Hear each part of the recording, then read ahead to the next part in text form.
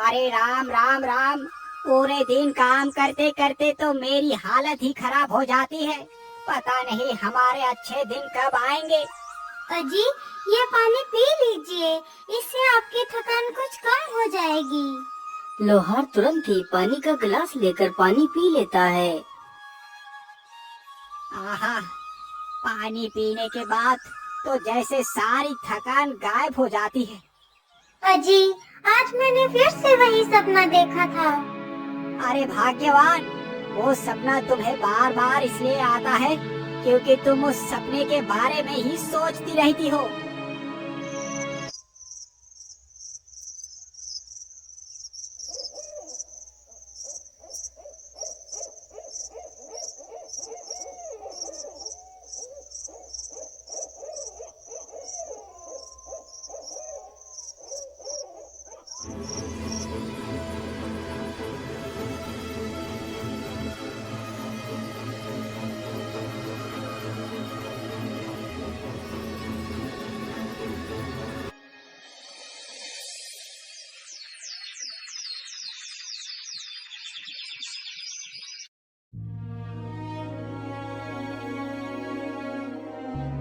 अरे भाग्यवान, अब और कितना सोओगी? चलो उठ जाओ, सुबह हो गई है। इतना सुनते ही लोहारिन की नींद खुल जाती है और वह उठकर खड़ी हो जाती है। अरे भाग्यवान, क्या बात है, आज तुम इतनी देर तक सोती रही? अजी, आप मेरी बात क्यों नहीं मानते? आज मैंने फिर से वही सपना देखा। मुझे लगता है मुझे ये सपना ऐसे ही नहीं आ रहा, इसके पीछे जरूर कोई कारण है। आप मेरी मानो तो आज आप जंगल चले जाओ और जंगल में से उस चमकीले अखरोट को तोड़ कर ले आओ। मैं उस अखरोट को खाऊंगी। अच्छा अच्छा, ठीक है भाग्यवान, मैं अभी जाता हूँ और तुम्हारे लिए वो अखरोट लेकर आता हूँ। इतना सोचकर लोहार अखरोट लाने के लिए चल पड़ता है।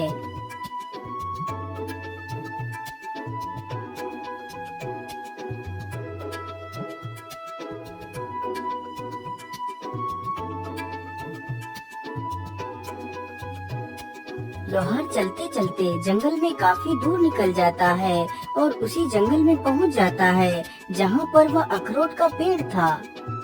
मैं तो चलते चलते काफी दूर निकल आया हूँ, लेकिन अभी तक अखरोट का पेड़ तो दिखा ही नहीं मुझे। लगता है यहाँ पर कोई भी अखरोट का पेड़ नहीं है। भाग्यवान का ये कोई भ्रम ही होगा। चलो अब मैं वापस चलता हूँ, लेकिन यहाँ तक आने का तो कोई भी फायदा नहीं हुआ। मैं ऐसा करता हूँ, थोड़ा सा और आगे चलकर देखता हूँ, हो सकता है कि वो अखरोट का पेड़ वहीं पर मिल जाए।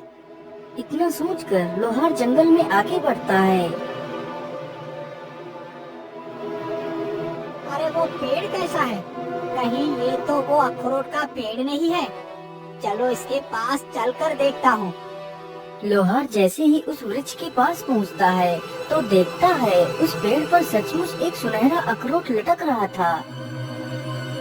अरे वाह वाह, इसका मतलब भाग्यवान का सपना एकदम ठीक था।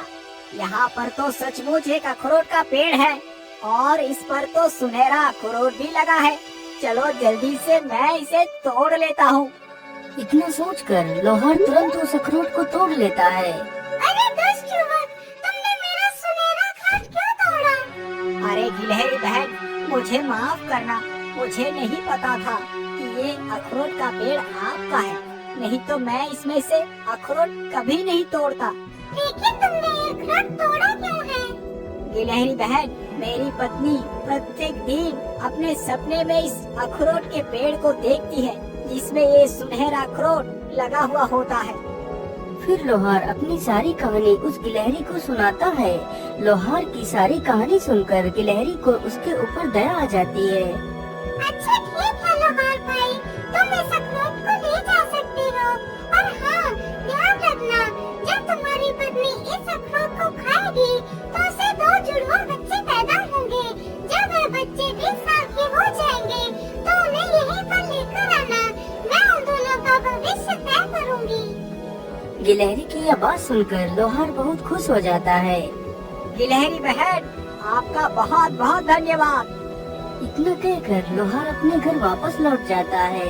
घर पहुंचकर सारी कहानी अपनी पत्नी को बताता है। लोहार की बात सुनकर उसकी पत्नी बहुत ज्यादा खुश हो जाती है और जल्दी से उस अखरोट को तोड़ती है और उसे खा लेती है।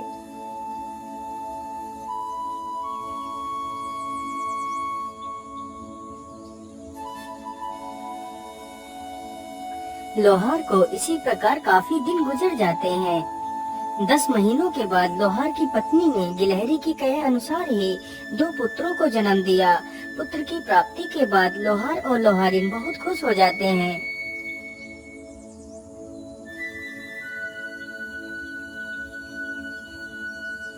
धीरे धीरे वह दोनों लड़के बड़े हो रहे थे।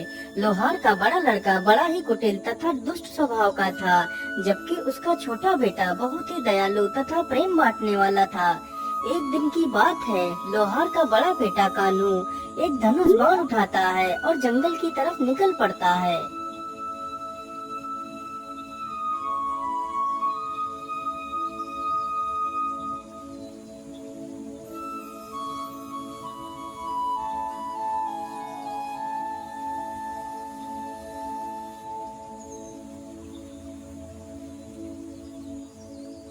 वह चलते चलते जंगल में काफी दूर तक निकल जाता है। तभी उसने देखा एक पेड़ पर एक कबूतर और कबूतरी बैठे हैं। अरे वाह, शिकार तो सामने ही है। चलो जल्दी से अपना धनुष संभालता हूँ और इन पक्षियों पर निशाना लगाता हूँ। तीर जैसे ही कमान से छूटता है तो सीधा जाकर कबूतर के लगता है। कबूतर तुरंत ही जमीन पर गिर जाता है। अरे दुष्ट, तूने ये क्या किया? तूने मेरे पति को तीर क्यों मार दिया? मैंने तेरा क्या बिगाड़ा था? अरे मूर्ख चिड़िया, तू अपनी जुबान कुछ ज्यादा ही चला रही है। रुक, मैं अभी तुझे मजा चखाता हूँ।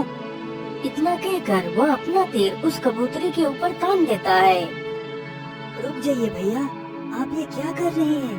आखिर आप इन मासूमों को क्यों मार रहे हैं? आखिर इन्हें मारकर आपको क्या मिल जाएगा?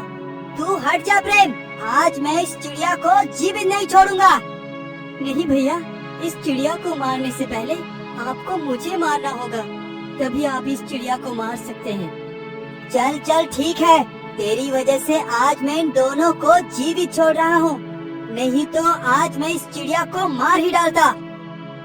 इतना कहकर कान्हू वहाँ से चला जाता है। अरे आपको तो बहुत ज्यादा चोट आ गई है। रुको, मैं तुम्हारा तीर निकाल देता हूँ और तुम्हारे घाव के ऊपर दवाई लगा देता हूँ, जिससे तुम जल्दी ही ठीक हो जाओगे।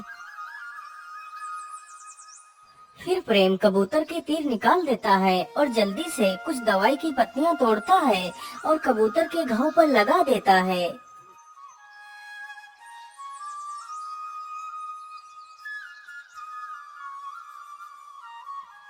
अरे बेटा, तुम तो कितने दयालु हो, लेकिन तुम्हारा भाई तुमसे एकदम विपरीत है। यदि आज आप नहीं आते तो वह दुष्ट हम दोनों की जान ले लेता। हमारी जान बचाने के लिए आपका बहुत बहुत धन्यवाद। फिर वह दोनों कबूतर और कबूतरी वहाँ से उड़ जाते हैं।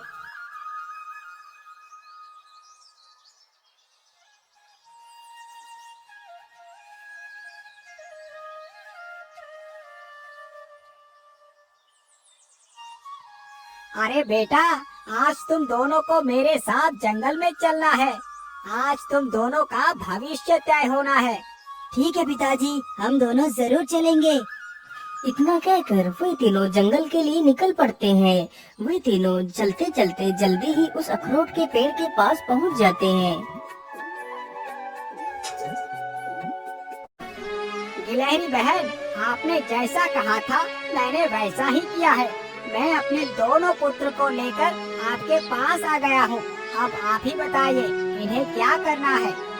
फिर वह गिलहरी अपने पास से ही 2 अखरोट निकालती है, जिसमें से एक अखरोट बहुत ही चमकीला तथा दूसरा साधारण ही था। बेटा, अब तुम दोनों इसमें से एक एक अखरोट उठा लो। इन्हीं अखरोटों से तुम दोनों का भविष्य तय होगा। अरे वाह, ये चमकीला अखरोट तो कितना आकर्षक है। जरूर ये अखरोट मेरी किस्मत बदल देगा। मैं ऐसा करता हूँ, इस चमकीले अखरोट को ही उठा लेता हूँ। इतना सोचकर कान्हू पहले ही उस चमकीले अखरोट को उठा लेता है और उसका छोटा भाई उस साधारण अखरोट को ही उठा पाता है। अब तुम दोनों बारी-बारी से अपने अखरोट को जमीन पर फेंको। गिलहरी की यह बात सुनते ही कान्हू अपना अखरोट जमीन पर फेंकता है। अखरोट जमीन पर गिरते ही अखरोट के 2 टुकड़े हो जाते हैं। उस अखरोट में से एक सफेद रंग का शाही घोड़ा निकलता है, जिसकी पीठ पर एक तलवार बंधी हुई थी। अरे वाह, ये तो कितना शाही घोड़ा है और इसकी पीठ पर तो एक धारदार तलवार भी है। इस तलवार से तो मैं पूरी दुनिया को जीत सकता हूँ। इतना सोचकर कान्हू उस घोड़े पर सवार हो जाता है। पिताजी, आप दोनों घर वापस आ जाना, मैं चलता हूँ। फिर कान्हू अपना घोड़ा लेकर वहाँ से चला जाता है। उसके बाद प्रेम भी अपना अखरोट जमीन पर फेंकता है तो उसके अखरोट से एक चमकीला पत्थर निकलता है। बेटा, तुम इस पत्थर को अपने पास ही रखना। इस पत्थर से तुम किसी भी मृत जीव को जीवित कर सकते हो। इसके बाद वे दोनों वापस अपने घर के लिए चले जाते हैं। लेकिन पिताजी, भैया अभी तक घर वापस क्यों नहीं आए? वो तो हम दोनों से पहले निकले थे। हाँ बेटा, मुझे लगता है कि कान्हू कहीं घूमने के लिए चला गया होगा। तुम चिंता ना करो, वो जल्द ही आ जाएगा। पिताजी, अब तो रात हो गई है, अब तक तो भैया को आ जाना चाहिए था। इसी प्रकार बेचारे तीनों कान्हू की राह देखते देखते सो जाते हैं।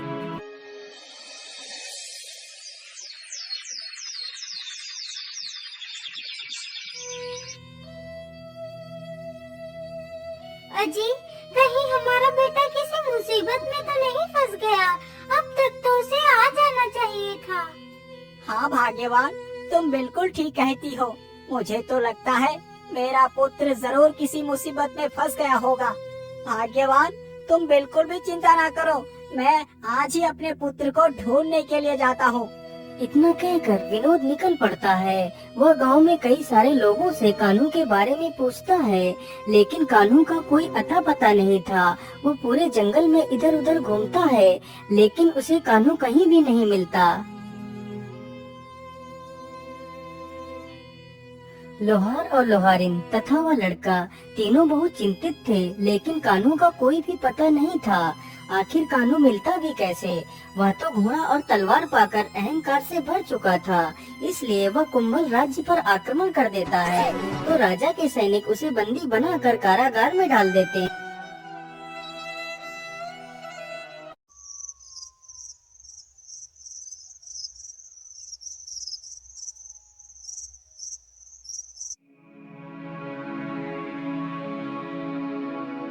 महाराज, हमारी पुत्री तो विवाह के योग्य हो चुकी है, इसलिए हमें अपने पुत्री के लिए योग्य वर ढूंढना चाहिए।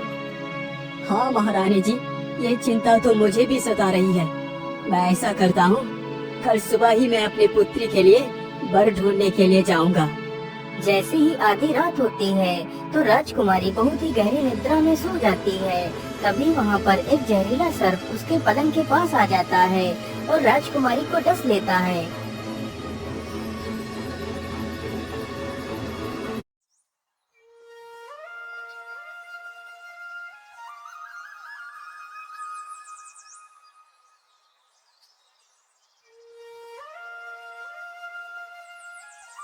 अरे पुत्री, उठ जाओ, सुबह हो गई है, तुम इतनी देर से सो रही हो।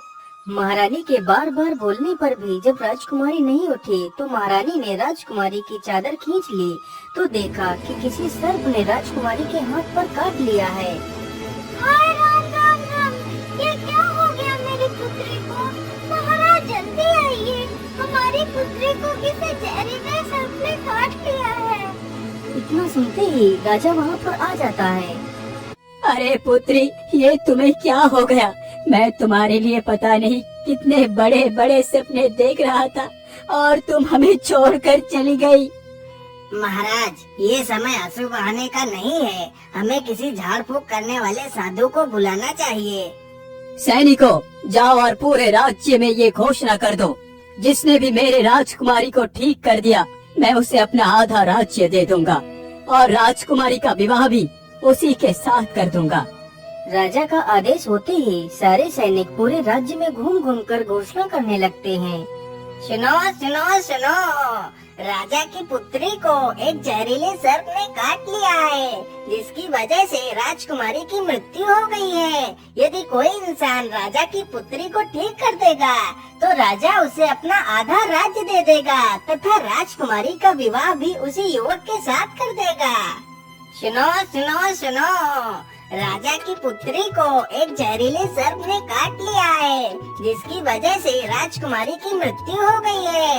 यदि कोई इंसान राजा की पुत्री को ठीक कर देगा तो राजा उसे अपना आधा राज्य दे देगा तथा राजकुमारी का विवाह भी उसी युवक के साथ कर देगा। लोहार के बेटे ने जैसे ही यह बात सुनी तो वह मन ही मन बहुत ही खुश होता है और सारी बात अपने पिता को जाकर बता देता है। अच्छा ठीक है पिताजी, अब मैं चलता हूँ। इतना कहकर प्रेम वहाँ से निकल पड़ता है और जल्दी ही राजमहल में पहुँच जाता है। महाराज, यदि आपकी आज्ञा हो तो मैं राजकुमारी को जीवित कर सकता हूँ। हाँ हाँ युवक, क्यों नहीं। अभी तक तो इतने सारे लोगों ने कोशिश की है, लेकिन कोई भी मेरे पुत्री को ठीक नहीं कर पाया है। अब तुम भी प्रयास करके देख लो। राजा की आज्ञा मिलते ही प्रेम अपना वही चमत्कारी पत्थर निकालता है और राजकुमारी के माथे पर उस पत्थर को स्पर्श करा देता है।